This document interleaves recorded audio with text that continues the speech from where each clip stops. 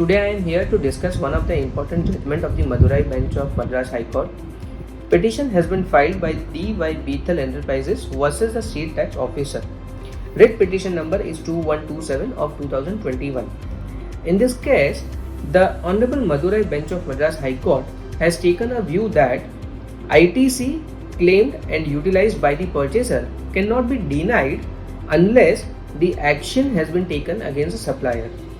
Now, before going into facts of case and the arguments of the case, I would like to highlight the section 16(2) here, that is conditions for the claiming input tax credit.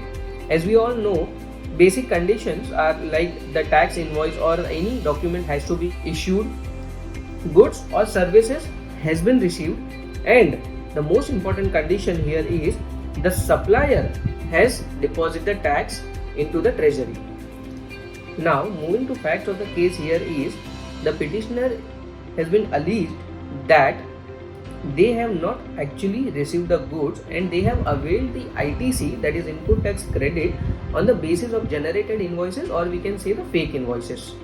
Against the allegation, the petitioner has quoted one judgment of the Madras High Court itself, that is Sri Vinayaga Agencies versus the Assistant Commissioner CT Vadapalani, reported in 2013, 60 VST page number 283.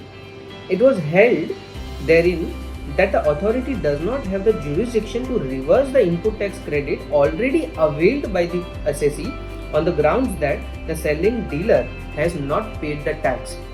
If we refer the para number 9 of the judgment, one press release has been issued in 4th May 2018, wherein post GSC Council meeting it is mentioned that assessee need not to reverse the input tax credit only on the basis of the supplier has not paid the tax, but alternatively an option is available with the authorities to recover the tax from the assessee in certain situations like missing dealer, closure of business by the supplier, or the supplier not having adequate assets, etc.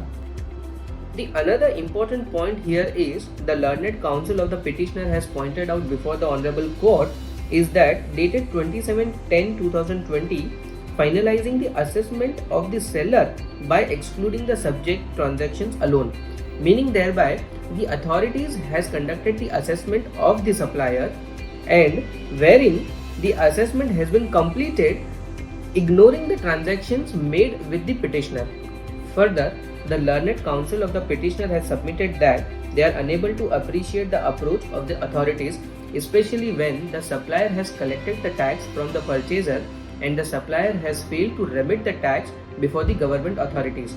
Considering the argument of the learned counsel of the petitioner, and as mentioned in para number 8 and 9, the Honorable Bench of the High Court has more than one reason to quash the petition, that is non-examination of Charles in the inquiry, that is a respondent, and non-initiation of recovery action against the Charles in the first place.